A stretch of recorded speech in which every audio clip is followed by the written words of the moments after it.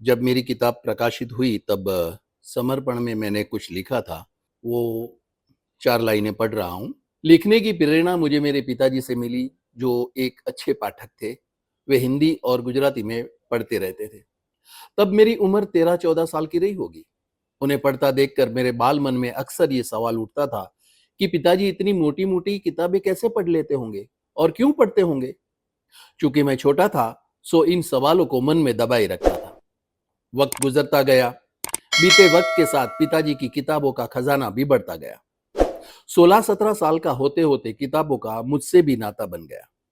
खाने की मेज से लेकर पिताजी के सिरहाने तक किताबें ही किताबें नजर आती थी। पिताजी उन किताबों से कुछ कहानियां हमें सुनाते थे। हम सभी भाई बहनों को उनसे कहानियां सुना अच्छा लगता था। पहले तो भाई सभी को हैप्पी फादर्स डे।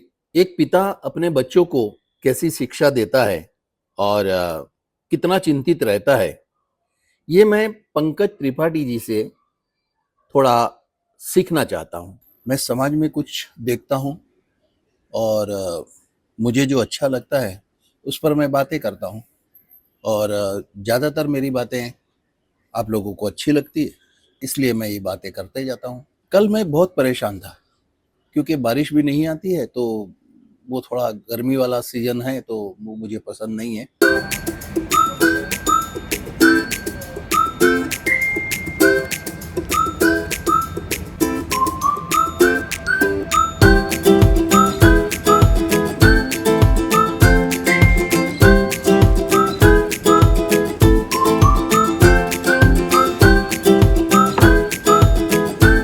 तो भाई ये मकाई का रोटला है, मकाई की रोटी, और उस पर मैंने वो शुद्ध घी डाला है। ये जो मैं हरे कृष्ण मंदिर से ले आया था, तो ये मकाई की रोटी जो है वो हमने कल बनाई थी। तो आज सुबह मैं चाय के साथ यानी ब्रेकफास्ट मैं इसी का करूँगा। और कल बनाई थी हमने इडली, तो ये इडली तो है नहीं, उसकी चटनी बच गई है। और ये जो है ये एक गुजराती डिश है, लोटिया मरचा, यानी चने के आटे में मिर्ची को काट के डालो और बनाओ। तो ये भी बड़ा स्वादिष्ट है, ये भी कल का ही है बचा हुआ। और 3 या 4 दिन पहले की ये लहसुन की चटनी मेरी वाइफ ने बनाई थी। तो इस तरह से आज ये जो ब्रेकफास्ट है वो मिला जुला है। तो भाई ये सूजी रवा जो कहते हैं उसे दही में भिगोया है, और उसके बाद जो भी सब्जियां थी बची कुची थोड़ी थोड़ी, वो सब काट के इसमें डाली है और इसे इस तरह से बनाया, ऊपर से तिल। तो वो बस बिना प्लान ही बन गया। जैसे पंजाबी लोगों में मकाई की रोटी पे ढेर सारा मक्खन डालकर खाते हैं, मैंने मकाई की रोटी पर बहुत सारा घी डालकर खा रहा हूँ। तो बहुत मज़ा आता है भाई। गेहूं और ये मैदा वैदा काफ़ी नुकसान करता है। आज थोड़ी हल्की बारिश गिरी है तो मेरा मूड थोड़ा अच्छा है। कल बड़ा परेशान रहा, सोच रहा था कि व्लॉग कैसे बनाऊं, क्या बनाऊं, इसी में पूरा दिन चला गया।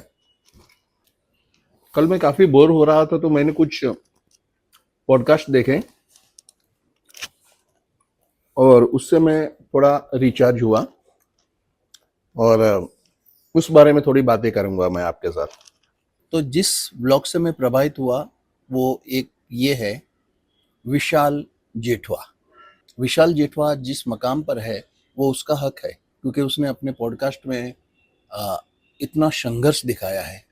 उसकी उस बात से मैं प्रभावित हुआ कि जब उसने कहा कि मेरे पास इतने पैसे नहीं थे एक्टिंग स्कूल में जाने के लिए, तो मेरी मम्मी ने फिर किस्तों पर एक्टिंग क्लास मेरा शुरू करवाया। और जब एक्टिंग क्लास शुरू था उस वक्त बारिश गिर रही थी। तो एक दिन मुंबई में बहुत बारिश थी और ऐसे बारिश में वो कैसे जाए। उसके पास साइकिल थी, उसकी साइकिल आधी डूब गई थी, मगर ऐसी स्थिति में भी वो एक्टिंग क्लास गया। और वहाँ जाकर उसे एहसास हुआ कि यार बहुत बारिश है, ऐसी बारिश में नहीं आना चाहिए। मगर उसका लक्ष्य जो था वो एक्टिंग था, उसका लक्ष्य था कुछ प्राप्त करना है। तो ये जो ऐसी दीवानगी रहती है वही लोग इस मंजिल पर पहुंचते हैं। यही बात मैंने अजीत डोभाल जी के एक इंटरव्यू में सुनी थी उनके मुंह से। इसमें कुछ भी हो सकता था। अजीत डोभाल जी ने एक इंटरव्यू में कहा था कि जब हम कोई मिशन पे जाते हैं और जब वो मिशन कर कर हम घर पे आते हैं, नहा धोकर सिगरेट सुलगाते हैं, तब हमें एहसास होता है कि हमने कितना बड़ा काम किया। ये काम करते करते कुछ भी हो सकता था। मगर वो बात की बात है, पहले जो जुनून जुनून से उन्होंने जो काम किया, इसलिए जिन लोगों में जुनून है वही मंजिल प्राप्त करते हैं। मैंने भी अपनी जिंदगी में देखा है कि मैंने जितना ईमानदारी से काम किया है उसका फल मुझे मिला है। और हम ईमानदारी कर रहे हैं, वो कोई किसी पर मेहरबानी नहीं कर रहे हैं। हमें ईमानदारी से रहना चाहिए, हमें ईमानदारी से काम करना चाहिए। मैंने पंकज त्रिपाठी जी का एक पॉडकास्ट देखा गोवा का। तो भाई पंकज त्रिपाठी की बातें सुनकर मुझे बहुत अच्छा लगा और उनकी बातों को मैंने पूरी तरह सुना। वो कितनी मतलब कहते हैं ना कि दिल को छूने वाली बात वो कहते हैं। उन्होंने कहा कि मैं हिमाचल प्रदेश में किसी जगह गया तो मुझे वहाँ पोस्ट ऑफिस दिखा, वो पुरानी पोस्ट ऑफिस। और आज के दौर के जो बच्चे हैं उन्हें पोस्ट ऑफिस की अहमियत का पता नहीं है। तो वो अपनी बेटी को पोस्ट ऑफिस ले गए और कहा कि आप 4 पोस्ट कार्ड खरीद लो। यानी उन्होंने जैसे बताया कि पहले अंतरदेशी, फिर इंग्लैंड कार्ड, फिर पोस्ट कार्ड और चौथा मुझे याद नहीं है। तो उन्होंने वहाँ से 4 चिट्ठियाँ खरीदी और बेटी से कहा कि यहीं से ही लिखो, एक अपने आप को लिखो और 3 बाकी और लोगों को लिखो जो तुम्हारी फ्रेंड्स हैं या तुम्हें जो प्रिय है, उसे 3 चिट्ठियाँ लिखो।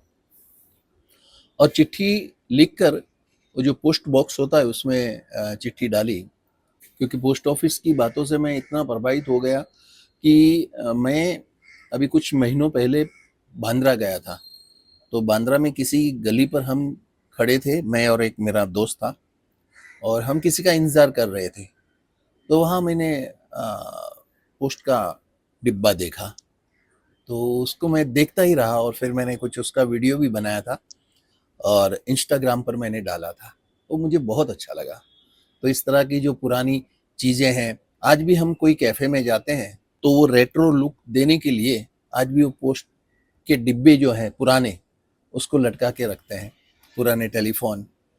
तो भाई जो रेट्रो चीज़ें हमारे दिमाग से नहीं जाती है। और मैं तो कहता हूँ कि जो रेट्रो फैशन थी वही ज़बरदस्त थी। कुछ बेल बॉटम और बड़े कॉलर, शर्ट की उस वक्त जो प्रिंटें आती थी, डिज़ाइन आती थी, बड़ी लाजवाब डिज़ाइन आती थी। शशि कपूर को आप देख लो, त्रिशूल में कितना खूबसूरत लगता है। जब भी मिलते हो जाने क्या क्या तुम उल्टे सीधे सवाल करते हो, वो गाने में आप शशि कपूर को देखो, कितना खूबसूरत शशि कपूर दिखता है। तो भाई रेट्रो चीज़ों से मेरा बड़ा गहरा नाता है। मैं कहीं पर, अब मैं गोवा में गया था तो मैंने वो सोडा ओपनर होता है वो पुराना, वो खरीदा। और अब फिर गोवा जा रहा हूँ तो उसके भी कुछ व्लॉग बनाऊंगा मैं गोवा के।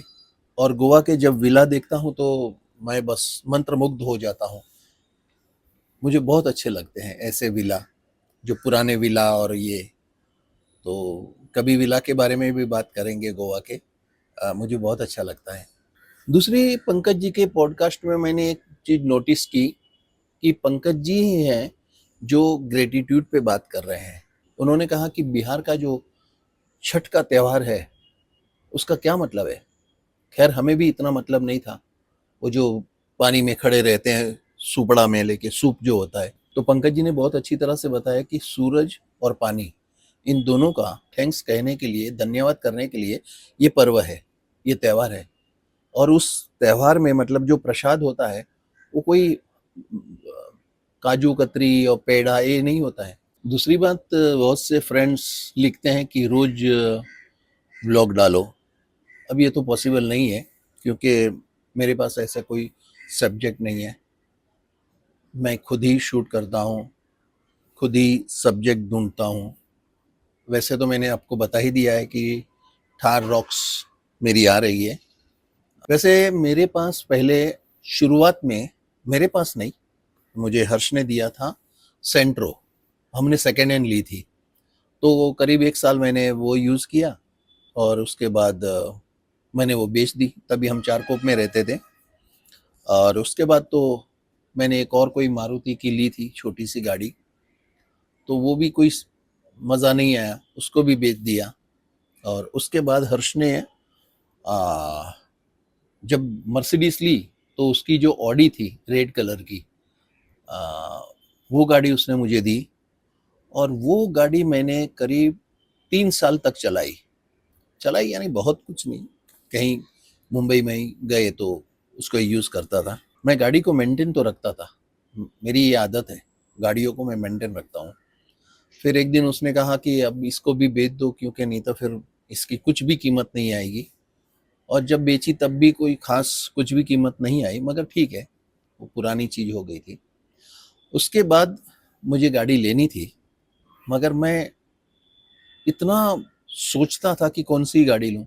कभी स्कोडा सोची, कभी होंडा सोची, फिर ये थार रॉक्स पहले भी हम लेने गए थे, मैं, मेरी वाइफ और हर्ष, और थार रॉक्स के अंदर बैठे तो मैंने कहा नहीं भाई, मुझे तो नहीं मज़ा आता है। ये 1 साल पहले की बात है। और उसके बाद मैं जब भी चलता था, जाता था, तो सिर्फ गाड़ियों को ही देखता था कि भाई कौन सी गाड़ी लूँ। फिर हमने इंतज़ार किया सियारा का, टाटा की सियारा, फिर वो भी आ गई, उसको भी देखा। फिर मैंने सोचा कि यार थार रॉक्स, हमारी बिल्डिंग में बहुत से लोगों ने थार रॉक्स लिए, तो फिर अभी मैंने, टॉप मॉडल है शायद, टॉप मॉडल डीजल है, और हमने उसको टेस्ट ड्राइव के लिए बुलाया। टेस्ट ड्राइव भी हो गया और फिर हर्ष ने कहा कि हाँ, उसे अच्छी लग रही है। फिर हमने डन कर दी। तो अभी ये जो पहली गाड़ी है जो मैं अपने लिए ले रहा हूँ, खुद के लिए ले रहा हूँ और मेरी मर्जी से और मेरी पसंद की गाड़ी ले रहा हूँ। जैसे पंकज जी ने गोवा में चलते चलते कहा ना कि ये सब्जियों की दुकान देखना मुझे बहुत पसंद है, तो यही बात होती है कि चलते चलते जब आप कुछ चीज़ें देखते हो तो बहुत मन प्रसन्न होता है।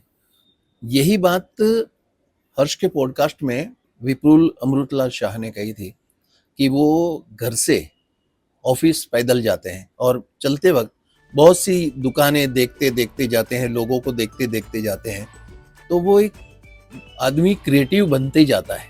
पंकज जी ने पोस्ट ऑफिस देखकर बहुत अच्छी बात बताई कि यहाँ से खुशी भी आती है और गम भी आते हैं। कभी किसी का मनी ऑर्डर आता है तो कभी कोई शोक संदेश भी आते हैं। पंकज जी के नज़रों से हमने जब ये पोस्ट ऑफिस देखी तो हमें पोस्ट ऑफिस की अहमियत का पता चला। वैसे हर माँ बाप को इसी तरह से, जैसे पंकज जी ने अपनी बेटी को बताया, उसी तरह से हर माँ बाप को अपने बच्चों को बताना चाहिए